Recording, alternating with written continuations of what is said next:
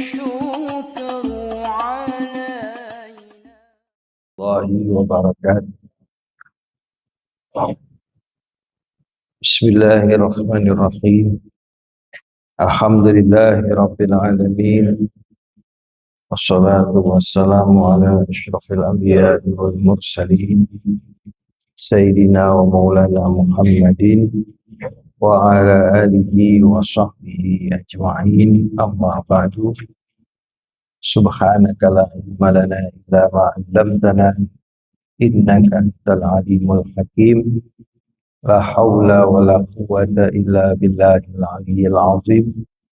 رب اشرح لي صدري ويسر لي أمري واحلل عقدة من لساني يفقه قولي. ربي زدني علما وارزقني فهما. Yang sama-sama kita muliakan pengurus DKM Masjid Ar-Rayyan, para hadirin dan hadirat sekalian, jamaah sholat zuhur berjamaah Masjid Jami Ar-Rayyan, semoga selalu limpah rahmat dan barokah dari Allah Subhanahu wa Ta'ala. Para hadirin sekalian, kesempatan ini kita kembali dalam kajian kitab Mukasyafatul Qulub yang ditulis oleh Al-Imam Al-Ghazali rahimahullahu ta'ala di dalam bab masih tentang silaturahim, atau kalau dalam bahasa kita hubungan sesama manusia. Seperti pernah saya jelaskan bahwa silaturahim itu secara aslinya itu hubungan kekerabatan, bukan hubungan dengan selain kerabat keluarga. Namun di dalam tradisi orang Indonesia, silaturahmi itu diperluas maknanya sehingga hubungan dengan siapapun kita istilahkan dengan silaturahmi. Kalau dengan tetangga kita mengenal istilah husnul jiwar, ya, bertetangga dengan baik. Kalau dengan teman kita mengenal husnul isyrah, yaitu bergaul dengan baik. Jadi tidak digunakan istilah silaturahmi. Nah, para hadirin sekalian, menuntaskan tema ini, kenapa? Karena zaman sekarang ini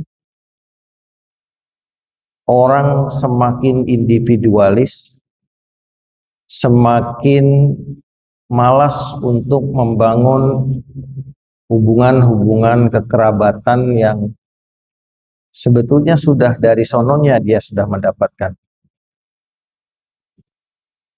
Yang namanya orang tua, saudara, itu tidak memilih kita untuk memiliki mereka. Kita tidak pernah milih lahir dari orang tua yang mana. Dan kita tidak pernah memilih punya saudara yang seperti apa. Jadi sifatnya given, sifatnya sudah dari sononya. Maka yang diperintahkan kepada kita adalah apapun yang ada pada kita itu, kita berbuat baik.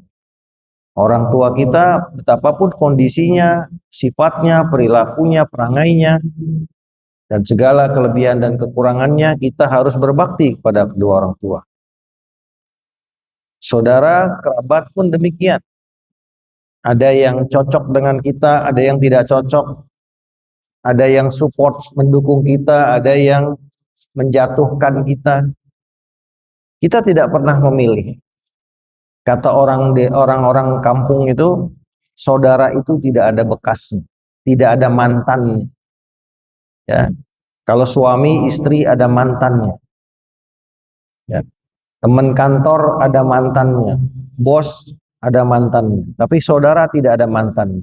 Maka pilihan kita hanya berbuat baik kepada mereka. Ya. Di dalam sebuah hadis yang dikutip oleh Imam Ghazali. Dikatakan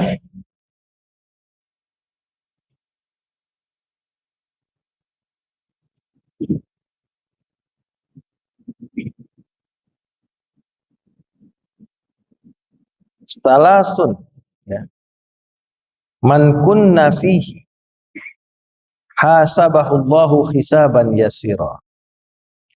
Ada 3 hal kata Nabi, ya, di dalam hadis yang diriwayatkan oleh Al-Bazzar, At-Tabrani, dan Al-Hakim. Ya, ini semua adalah muhaddis-muhaddis besar dan disahihkan hadisnya oleh Al-Hakim.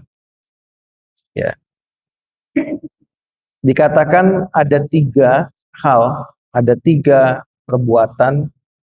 Kalau seseorang memiliki 3 perbuatan itu, dia akan dihisap oleh Allah nanti di hari kiamat dengan hisap yang mudah, hisap yang ringan. Ya, pasti semua dari kita pengen pada saat hisap itu nanti hisapnya ringan. Ya, nggak ada yang pengen hisapnya berat. Dikatakan di dalam sebuah surat itu, "Waman saqulat mawazinuhu fahuwa fi 'ishatir radiyah, wa man khaffat mawazinuhu fa ummuhu hawiyah." Kalau ringan, ya, keburukannya, kalau berat timbangan amal baiknya, maka dia akan hidupnya bahagia di surga. Kalau ringan amal kebaikannya, berat dosanya, maka dia akan ke neraka. Kita pengen semua dalam hisab, dalam timbangan ini kita selamat. Ya. Ada hisab, ada timbangan. Ya. Hisab itu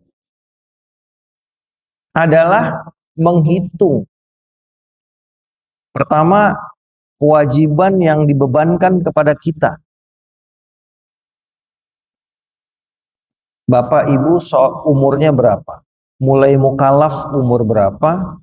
Sholatnya harusnya ada berapa? Kira-kira begitu. Itu hisab, teman.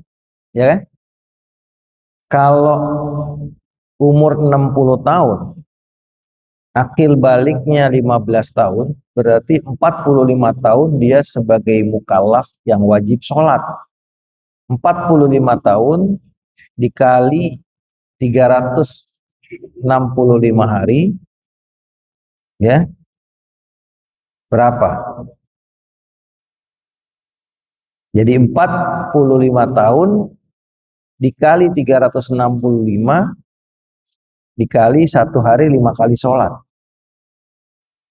Maka seseorang itu dengan usia 60, mukallafnya dia sudah balik umur 15 tahun, dia harus ada sholatnya sebanyak 365 subuh dalam setahun, zuhur, asar, maghrib, isya, 365 kali 45. Itu slotnya, ya, kewajibannya harus terisi. Kira-kira gitu. 45 Ramadan berarti 45 kali 29 hari. Terisi nggak? Seperti itu. Ya, setahun 52 Jumat, 52 kali 45. Berarti ada sekian Jumat yang harus ada di dalam buku catatan. Nah, itu namanya hisab. Ya.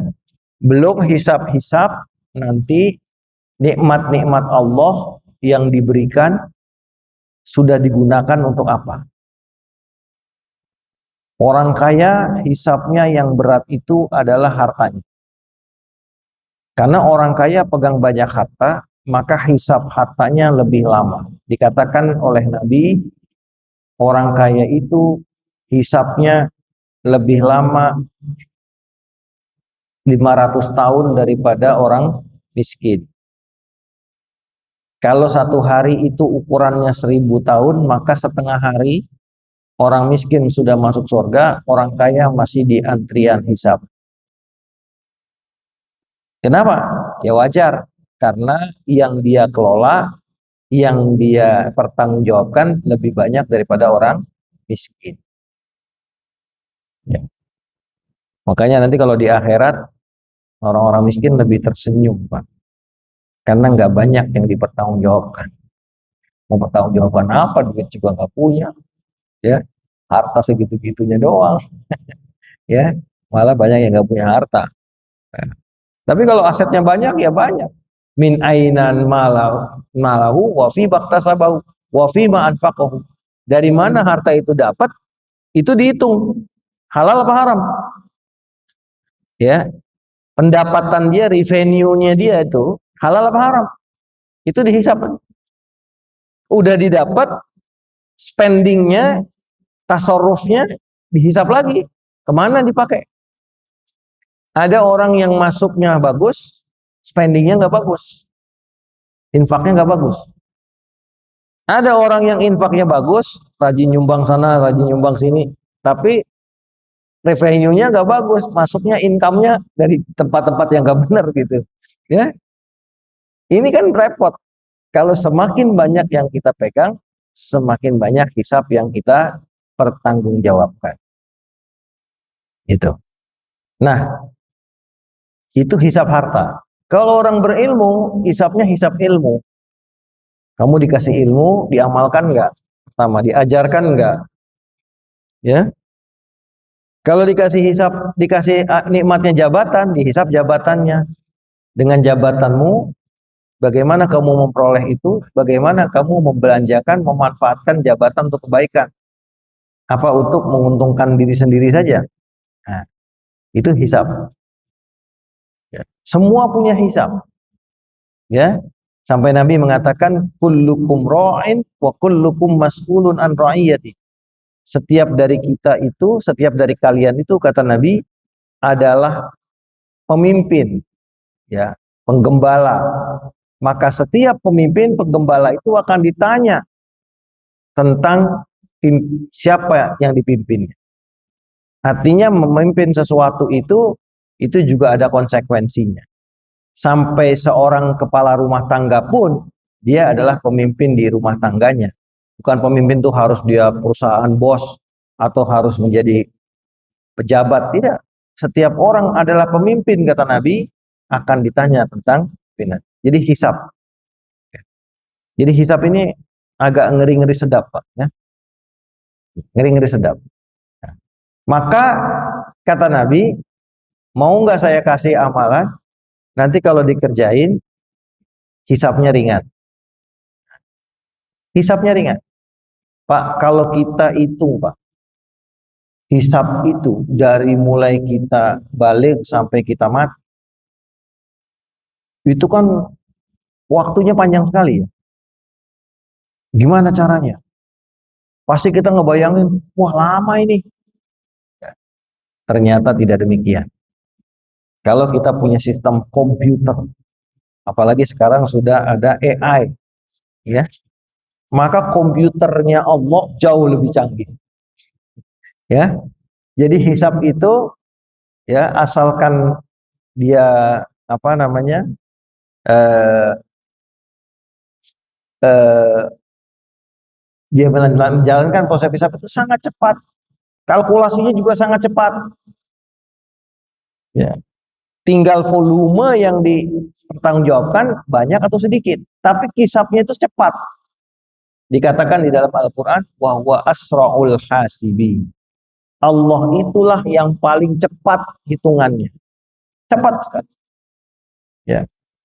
Mungkin nggak ada superkomputer yang bisa menghitung hisabnya Allah. Ya, cepat sekali. Intinya hasilnya udah ketahuan. Ya. Ting gitu, ting kelihatan hasilnya.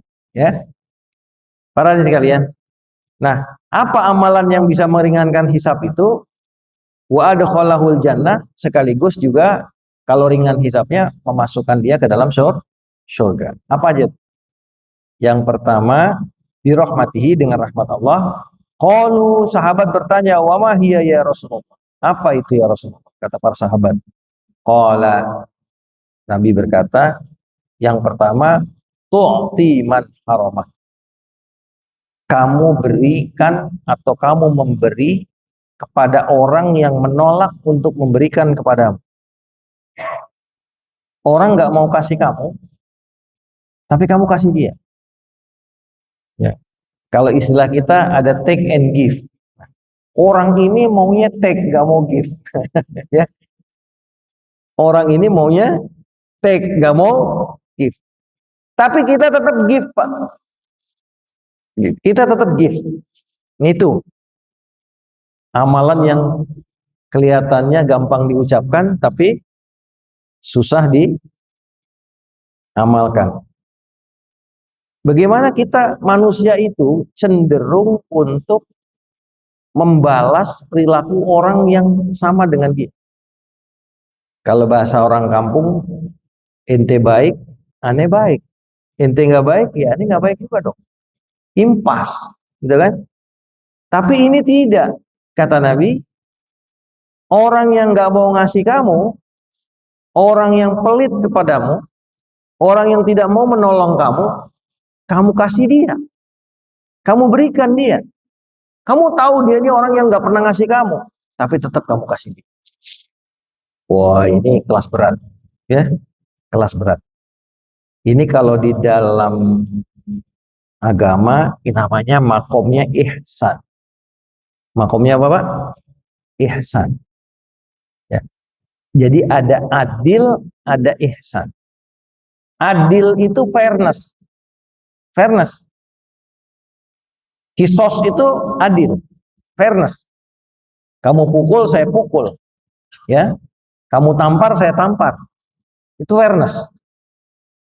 Islam itu agama keadilan. Islam itu agama keadilan. Ya. Wa jazaa'u sayyi'atin sayyi'atun misluha. Balasan keburukan, keburukan itu juga. Maka di dalam syariat ada namanya kisos. Kalau orang menempeleng kita, nempeleng apa? Tampar, ya. Kita ajukan ke hakim, maka kisosnya tampar lagi dengan tampar yang sama kerasnya, sama jumlahnya. Nggak boleh dia nampar satu, kita balasnya dua, nggak boleh. Atau dia namparnya pelan, kita balasnya kencang, nggak boleh. Harus sama. Wa jazaa'u sayyi'atin sayyi'atun misluha. Itu adil. Ya, impas. Tapi di dalam agama, di dalam ayat tadi, wa jazaa'u sayyi'atin sayyi'atun misluha faman afa wa aslah fa ajruhu Allah. Barang siapa yang memaafkan dan membuat kebaikan, maka pahala dia dari Allah Subhanahu wa taala.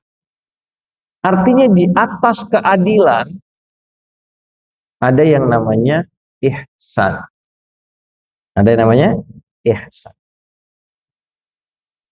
Maka orang yang ihsan, dia tidak mengukur hubungan orang kepada dia. Orang yang ihsan cuma tahu saya berbuat baik. Di dalam kepalanya, di dalam kamusnya dia, saya berbuat baik. Itu orang ihsan. Orang ihsan tidak pernah mikir, saya berbuat baik sama dia, dia berbuat baik sama saya, apa enggak? Enggak ada. Seberapapun perlakuan orang kepada dia, dia tetap berbuat baik kepada orang. Ya. Ihsan namanya. Ya. Dalam bentuk lain namanya maaf. Dalam bentuk lain namanya melupakan atau memaafkan. Misalnya ihsan itu begini, Pak. Kalau orang utang 10 juta, maka kewajiban bayarnya berapa, Pak? Sama kan? 10 juta kan? Nah, itu namanya adil. Anda utang 10 juta, bayarnya juta. Dilebihin nggak boleh, namanya riba. Gitu kan? Tapi ketika misalnya yang utang 10 juta, lama nggak bayar-bayar, dilihat rumahnya, kehidupannya sengsara, susah, ya kan? Terus dia bilang gini, sudah kamu bayar 5 juta saja, itu pun kamu cicil sebulan 500.000, sehingga 10 bulan selesai, yang 5 juta saya ikhlaskan. Ini namanya ihsan. Ini namanya ihsan. Dia merelakan sebagian hak dia yang diberikan oleh agama dengan asas keadilan untuk mencapai kebaikan yang lebih tinggi lagi.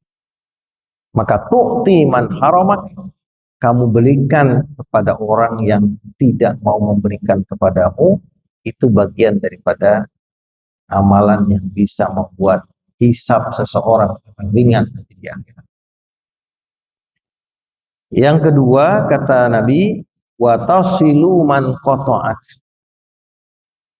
kau sambung ya silaturahmi kepada orang yang memutuskan hubungan dengan, ya, banyak di antara kita yang diputusin hubungan, nggak mau, lebaran nggak datang, ketemu nggak teguran, itu namanya qata'at.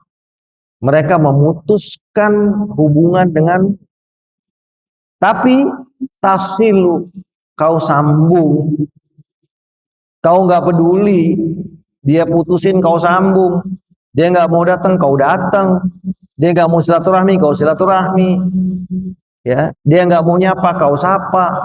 Ini jempolan, ya, jempolan. Kenapa jempolan? Nggak semua orang bisa.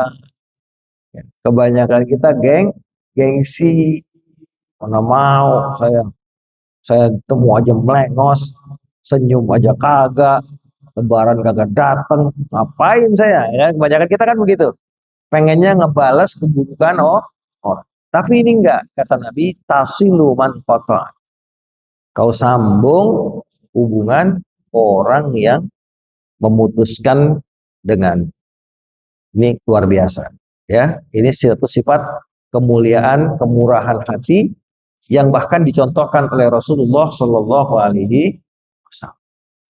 Rasulullah itu kurang apa disakiti oleh Abu Jahal, oleh Abu Lahab, paman beliau. Tapi secara pribadi, beliau tetap menyambung kepada mereka. Sebagai paman, sebagai keluarga, beliau tetap menyapa. Ya, tetap menyapa. Inilah akhlaknya Rasulullah yang disebut dengan ihsan tadi. Ya. Karena kalau sesuai dengan konsep keadilan, orang yang putus kita putus, orang mutus kita putus. Tapi dalam ihsan tidak. Orang mutus kita sambung, orang jelek kita baik. Itulah konsep yang berat, tapi kalau bisa dikerjakan, insya Allah bisa meringankan hisab kita di akhirat. Dan yang ketiga, wa ta'fu amman zalamak, ya, engkau memaafkan orang yang zalim kepada, orang yang berbuat tidak baik kepada. Ini juga perbuatan yang sangat mulia yang tidak bisa dilakukan oleh semua orang. Udah jelas-jelas dia zalim sama saya. Udah jelas-jelas, ya, dia menjatuhkan saya. Udah jelas-jelas dia menghancurkan saya. Tapi saya maafkan. Saya tidak dendam. Saya tidak mau memelihara dendam di hati saya. Karena dendam itu di dalam hati saya itu bagaikan racun, penyakit yang akan membuat batin saya akan rusak dan merusak juga ke dalam fisik saya.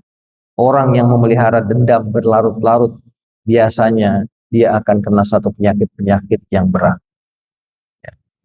Ada satu analisa yang mengatakan bahwa banyak penyakit-penyakit yang berat itu, ya, berangkat daripada psikologi manusia itu sendiri. Orang yang sering sedih nanti kena penyakit apa? Misalnya ginjal atau paru-paru atau apa. Orang yang sering misalnya dendam, marah, menyimpan rasa kecewa berlebihan, dipendam sekian lama, itu kalau tidak dilepaskan semua energi-energi negatif ini, maka akan memakan kepada si orang itu sendiri. Terutama iri dan hasud, ya. Iri dan hasad itu kalau dipelihara di dalam hati, kata Nabi, ta'kulul hasanat kama ta'kulun narul hatab. Hasad itu dengki, iri hati sama orang yang dapat nikmat, kita kagak. kita dengki, iri sama dia, itu memakan amal-amal soleh kebaikan kita, puasa kita, sholat kita, zakat kita, sedekah kita, sebagaimana api membakar kayu bakar. Habis, ya, kata orang Jawa diobong, habis itu kebakar. Amal yang lain kebakar gara-gara ada hasad di dalam hati. Maka bersihkan ini semua dari hati kita. Bersihkan dendam, marah, kesumat, dengki, iri, kecewa, sedih, segala macam yang jelek-jelek di dalam hati kita, keluarkan, bersihkan. Ya, itu yang di dalam kajian tasawuf disebut dengan takhalli atau takhliyah atau tazkiyatun nafs, mensucikan jiwa, membersihkan hati. Ya, bersihkan. Ibarat bangunan masjid ini kita bisa ibadah dengan tenang, dengan nyaman, karena ruangannya bersih, karpetnya bersih, udaranya, AC-nya bersih, kita bisa nyaman, bisa tenang. Tapi kalau di setiap sudut, setiap pojok ada sampah, ada kotoran yang mengeluarkan aroma bau yang tidak enak, ya, berantakan, karpetnya kotor, tentu tidak akan nyaman kita ada di dalam. Maka hati kita bagaikan rumah, ya, hati kita bagaikan bangunan yang harus dibersihkan dari sampah-sampah, kotoran-kotoran. Maka kotoran-kotoran itu harus kita bersihkan kalau kita ingin hidup kita selamat dunia dan akhirat. Para hadirin sekalian, ya, ini sesuai dengan kata Nabi, "Faidza fa'alta dzalika yudkhilkal jannata." Kalau kamu kerjakan ini, kamu akan masuk ke dalam surga. Imam Hasan, ya, diriwayatkan oleh Tirmizi mengatakan, la takunu imma'ah. Janganlah kalian jadi orang yang tidak punya pendirian, pelin-pelan. Ya. Karena kalian mengatakan kalau orang baik saya baik, kalau orang jelek saya jahat saya jahat. Itu namanya imma'ah, kata Sayyidina Hasan. Ya. Maka walakin waqtinu anfusak. Kokohkan, tancapkan di dalam dirimu, kata Sayyidina Hasan, in ahsanan nasu an tuhsinu.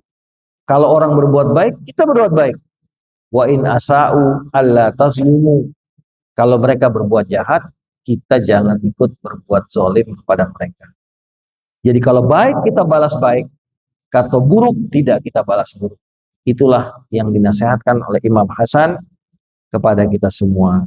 Mudah-mudahan bisa kita amalkan dalam kehidupan kita sehari-hari. Nasihat-nasihat ini, ya, sederhana namun penting untuk kita camkan dan kita terapkan dalam kehidupan kita agar kehidupan kita penuh dengan berkah dalam ridho Allah Subhanahu wa taala. Mudah-mudahan di tutup akhir tahun kita ini Allah berikan segala kebaikan kepada kita. Allah jadikan tahun-tahun yang akan datang sebagai tahun yang penuh dengan kebaikan, dan Allah hapuskan kesalahan dosa-dosa kita dengan istighfar kita, dengan taubat kita.